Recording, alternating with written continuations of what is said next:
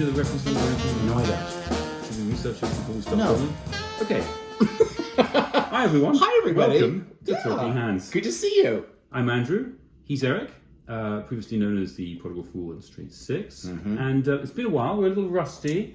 We're warming up, Andrew. Let's put it that way. So give us cut us some slack, as they say. Today on Talking Hands, we got a special piece, don't we? we have. Andrew. Do you want to introduce it? The IWC Portuguese or Portuguese. No, this is the Portuguese. I'm not going with the. Well, where does this come from? Well, so a few years ago, IWC decided that they were going to change the spelling and call it the Portuguese, which I think. IER? Yeah, which I think references back to how it was originally known in the Portuguese market, and therefore it's technically. Who the hell knows? But it's been known as the Portuguese. Okay, and to call it it the Portuguese. So to me, it's the Portuguese. I'll always call this the Portuguese. Okay. It's the Portuguese Chrono. Yeah. By the way, Andrew, how long have you owned this piece for? Just before we get into the whole history of it. You remember way back when? It was... 18 years. And the reason I can calculate that so quickly is because I got this for my 30th birthday. You must have had somebody who really treasured you, because for my 30th birthday, I got socks. But they must be really nice socks. Were they like silk socks? No, not even. They came from H&M. So you got Yeah. H&M socks for your 30th birthday. And you got I got an IWC Portuguese Chrono. Okay. And fast forward 18 years, still have it, still love it. In fact, the beautiful woman who bought the watch for me is no longer in my life, but this... But the watch is. But the watch is. Bless it. All right, so some things last forever, right? Some things are dependable and reliable. And other things are not. So without getting too heavy with you guys, we have a traditional format, right, Andrew? We do the good, the bad, and the ugly. Good, the bad, and the ugly. Okay, cheers. Welcome to Talking Hands. Welcome to Talking Hands, folks. Okay, we're going to go with the good. Now, Andrew, I'm presuming that you were gifted this for a specific reason. It was not chosen without your prior approval. I 100% chose this in the sense that, this was the watch I'd been banging on about for months, pointing out in adverts. And why? Look at that piece. Why? So, as I said, it's 18 years ago, long before you and I was created the Prodigal Guide and resuscitated our interest in watches, I would say, because certainly I went through a period. I talked about this a little bit on our Persiflage episode where I bought this Breitling chronomat, and then I was a one-watch guy for many, many years. And also you stated you laid claim to being a one-watch guy. You insisted on the fact that it was doable. I just had no interest. I bought one great watch, high-quality watch, and I was happy with that. I thought you were full of shit, but anyway. Well, this is the watch that broke me out of that, and for no other reason than I just kept seeing it in adverts, and it kept every single time I saw it caught my eye, and I just thought that is just a beautiful thing. I knew nothing about the movement. Did you know anything about IWC, Andrew? No, I don't. I mean, yes, I did. I knew IWC because one of our friends from school had one, and I always liked to hear, one of the Pilot's Chronos. Although, what an asshole! He bought the quartz version. But anyway, that's a whole other story. No, we're doing that. He was an asshole. So I knew IWC. But I guess my point is, I bought it. I wanted it purely on looks. I just looked at it, I said, that is a great... Isn't that I didn't know the history of the Portuguese model. I didn't understand, there's a whole backstory about how these watches were originally commissioned for the Portuguese market. Why were they commissioned for the Portuguese market? Do you remember? I don't. Okay. I Googled it once. There is a story. It's something to do with adapting pocket watch movements. They wanted something more elegant that you could wear as a wristwatch. Well, it is very much a pocket watch looking wristwatch, yeah? Well, I mean, let's be clear about it. It's funny you say that because you're right. When I bought it, it felt like a huge watch. But not now. And part of that is because, of course, with no bezel, it's the crystal dial. goes to the very edge. It's all dial. And it's all dial. And it felt huge. And you used to tease me, I remember, saying, you're wearing the dinner plate again. You're wearing the dinner plate on your wrist. You're right. Actually, I said the teacup saucer, if I'm not mistaken. But you're right. By the way, it did, guys, look enormous. Then, of course, pieces like this came across, and you're like, well, it all gets a bit relevant. I can't. Sorry, I contaminate the shot with that monstrosity. All right, so you loved it. I bought it purely on looks, and that really is my when I think about the good, it's still that. I mean, I don't think the movement is anything particularly interesting. It's not even this is now the current version that they sell, which by the way, aesthetically is unchanged in all that time. Agreed. The current version has an in-house movement. This doesn't. It has I don't know. Don't care. Some generic thing. I don't know. It might even be an ETA. Andrew, I don't know. So, because we're talking about the good, what did you tend to wear it with? Suits and stuff? Was it business? Yeah, attire? I mean, it's a very smart watch, and it was the first time that I would ever consider having any kind of gold on my piece. Rose gold, This is these sort of rose gold numerals and hands, and I just thought it was just supremely elegant, but elegant. I would argue that this passes as a dress watch, even though technically, it's a chrono, it's a sports watch. But I think that in looks, it passes as a dress watch. Passes. I think it is a dress watch. And certainly, that's exactly how I used to wear it. With a suit, and indeed, I've worn it to weddings, I've worn it to funerals, I've worn it to the most formal occasions in my life. But it retains a sportiness. It's still an IWC. It retains a sort of machoism, masculinity. I know what you're saying. This tool. I'm not going to say chunky. It's not chunky, but nor is it thin particularly. It has a certain. No, I know what you're saying. In a very elegant way. So, in terms of its dimensions and the compromise that it strikes between elegance and chunkiness isn't the right word, but. I don't know. Solidity. It's got heft to it. Yeah. Andrew, you never forget that IWC make tool watches, and I think particularly you see it in the profile. When you look at this thing, you look at some of the finishing as well is a clue. I mean, IWCs are just tanks. End of story. I've never come across an IWC that's been anything less than chunky. Yeah. I love IWC. I love them. It's a great brand. Look, I wanted to agree with you about the goods. I want to say I did make fun of you for many, many years in terms of size. And by the way, your constant mockery did have an impact. I didn't show it at the time. Oh. But it annoyed me, and it also made me question myself. And I used to look at this thing and think, is it maybe too big? Maybe Eric's right. Maybe it is too big. Now, fast forward 18 years and all the stuff that's transpired since. I've got a little bit larger, which helps. But also, of course, all the other watches in the world, look bigger, and this doesn't look in any way too big. No, and again, by the way, let me do a wrist. Please, why don't you do a wrist roll? Because I think that puts this conversation about size in context. While you're doing that, let me share with people what I think the good is as well. It's indeed true. I did used to make fun of Andrew for owning this piece. I've come full circle, though. I'm very happy to admit now, today, Andrew, in front of our viewership of 6. Our viewership is 6. That I was wrong. You were. This is one of the most beautiful dress watches I've ever come across. And again, because you rightfully pointed out, it's this great blend between being dressy and being hefty. It's serious. It's got a certain presence. It's got a serious, it's got a presence to it. It's a great piece. And actually, what I like about it is it's differentiated from a lot of the other dress watches that are very either too thin, too overdressed, too gauche. They get all dolled up. This is almost Bauhaus in its minimalism. You see that, right? It's really pulled back. And in some ways, I think that's why a lot of people miss it. You're looking at the dial, looking for something going on, and there ain't much happening. It's slightly tricky to get off because this is the original strap, and it's beginning to beginning. It's definitely wearing and falling to bits, but also past the charm. Now, Andrew, do we have bad? Can we talk about the bad?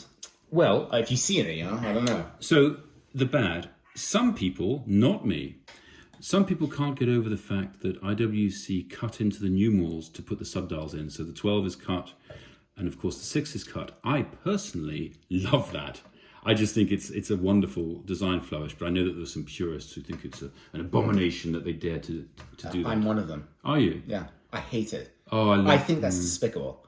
Wow. But actually, now that you point it out, I go, well, actually, isn't it a little bit eclectic? Yeah, you see, to me, it's part of the character of the watch, but it doesn't. But Andrew, it doesn't make any sense. The design would be better if you didn't have the 12 and the 6. Well, no, I guess that's true. But seriously, but there's something we all, but who else does that? Okay, well, this notion of muscle memory. To me, there's also sort of vision memory in that you so expect to see the 12 and the 6. But when you don't, when they're cut like that, you don't feel that they're cut. You sort of imagine, your mind fills in the blanks. And it also reinforces, I think this is part of the sort of machoism of the watch. The subdials, just like they've just landed there and demolished whatever was in their place. I hear you. They've come here with presence and meaning. And so fuck the 6, fuck the 12. By the way, you're right. They've literally stamped taken into over the numbers. Yeah, they stamped the subdials into the number. So I think there's a lot to be said for that. It's kind of playful. All right. So Baz, you said that. Anything else? Yes. I mean, as I say, you think that's a bad. I don't. I'm torn. I'm on the fence. I don't know. I think the only. Do you notice the difference between the blue steel seconds hand and the upper subdial hands? Those are blue steel, and the others are rose gold, and I don't understand that. Again, I love that. It's one of the nicest things think it's about the kind watch. of eclectic? I don't know if this will come up on the camera, but you're right. So as we said, the main hands are rose gold, and the second hand is a blue steel. Blue steel and blue steel in the upper. Yes, but I think that's sensational.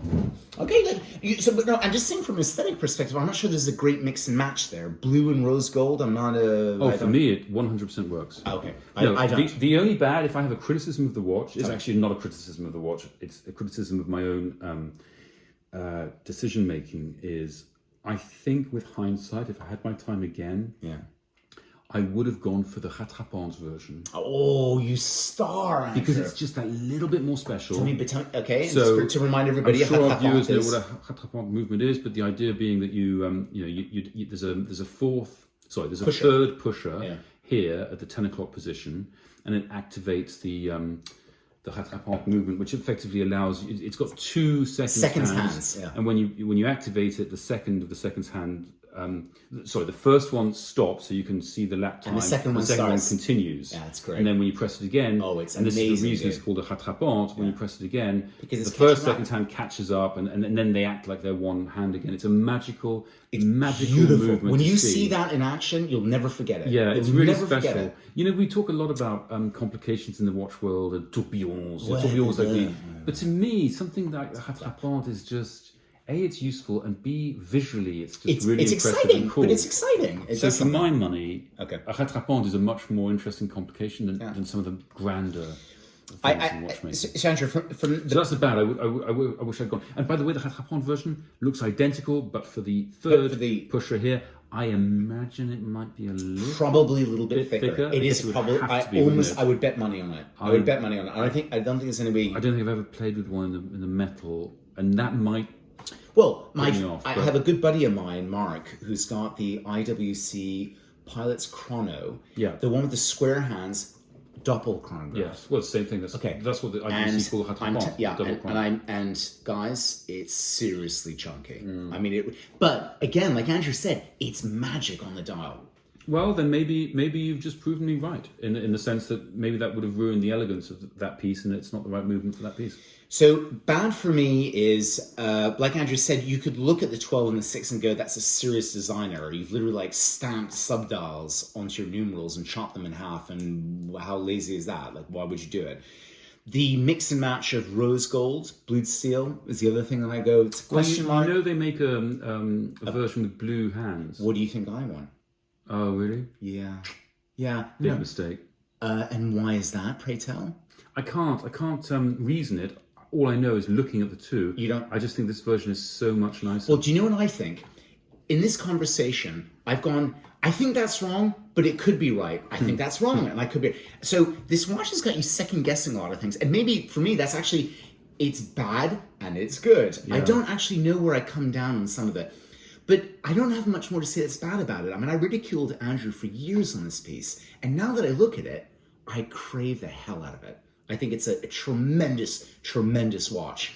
Do you know, another interesting thing about it is it can change character quite a lot. This is on a black strap. Now, as I say, I've always worn it quite formally. But do you have a blue strap or anything like that? No, but I've seen people wear it on the brown alligator strap. And it transforms the watch. It becomes, of course, much more casual, much more sporty. It takes on a completely different character, but equally as attractive. There, it just tips. A brown strap just tips the scales just a little bit more towards the sporty and the casual. But then, but it's sporty and casual, but also still very elegant. Whereas this, I think, is elegant first and foremost with a hint of sauciness. Yes, it's this is formal wear. Yeah. And then you can pass it. Okay, now. But change the strap and it changes. All right, big guy, listen. I almost feel a bit silly talking about the bottom line because actually you're 18 years wedded to this piece. Yeah, I would never... So, I mean, the bottom line, I don't know. What would you say? Would you recommend it to other people? I mean, disassociating all the emotional baggage. Yeah, this is, as I said at the beginning, this is an interesting watch in the sense that I didn't research it a terrible amount. I just saw looked at it. And I wanted it. But that's But that's the best way to buy a watch. It's like you see a girl at a bar and you really fancy her and you don't do any research on her family and you just know you want it. It's a bit like that. But luckily, of course, it turned out that it was a very interesting watch in terms of the history of IWC, and it's got a whole interesting story behind it. And again, I didn't know this at the time, but it has transpired to be a very long-lasting design. So, did I get lucky, or do I have good taste? I don't know. You tell me. Oh, I think you've got some, buddy. I think you've got some good taste. And something you love. But sorry, I'm saying this because most of the other pieces that I buy, I do. You know me, I research ad nauseum, and I tend to buy the icons, the classics. Well, you're very conservative in your watch buying. And this has turned out to be those things, but accidentally and after I bought it, whereas in the past it's still around. So all of that is just to say that I accidentally bought a wonderfully long-lasting watch that I would never think of. Okay, and by the way, it's very rare, everyone, and don't tell anybody I said this, but I'm really happy he did. I'm happy his ex-wife did, because it was a lovely gift for a piece that I think only gets better with age. And in the same way that, in one of our other episodes when we talk about the 806 and the Speedmaster, I find them to be aging. I find them to get grey around the temples. This hasn't moved. It hasn't missed a beat. Mm-hmm. It hasn't aged a day. It's still as gorgeous and as fresh. Well, but also, this is a much younger watch than those True. You're right. Speedies that we were talking about. But again, remember, I mean, in that video... Well, I'm wearing it. Yeah. You're wearing it. I love the aging of watches, but in some cases, it's great when they don't. And I think that, for me, is important, too. It's an opinion. What do you think?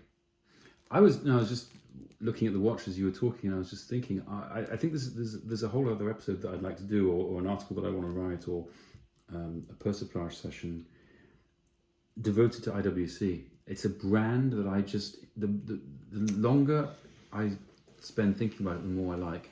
Really, really like IWC. I don't like everything about IWC, but when they produce a piece like this, Andrew, I can't help but love them. Let me test something out.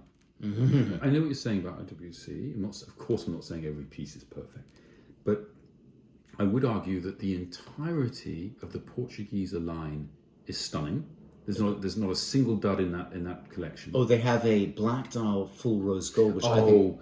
Oh, so you're going to say it's stunning? I was about to say, yes, of course. You can choose the wrong colours and they end up looking wrong. My God, we're really not aligned. I thought it was cocktail hour. I was like, yes. Okay, but I mean, okay. As they say in France, les goûts et les couleurs ne se discutent pas. But so forget colour combos for a second, just in terms of the models. Okay. The entirety of the Portuguese line, stunning. And I don't think there's a dud in the pilot's watch collection either. And I would even go so far as to say that much of the Ingenieur line is pretty hot. The Ingenieur line is very interesting. I think IWC are pretty much on fire at the moment. Okay. And have been for a while. So IWC, the International Watch Company, arguably the most boring name in the whole of the watch world. But founded by the man with the best name in the watch world. His name was Augustine Florentine Jones, I think. I have no idea what the hell his name was. I'm not far off. It's Augustine Florentine something? Yeah, something. By the way, guys, it's lovely to be known as people who review watches and have no idea about basic information like the founders' names. Well, this episode is utterly unresearched and guys, it's off the cuff. After the second bottle of wine. Well, so we're good. Actually, first. Folks. Join us next time. Absolutely. Can't wait. Take care.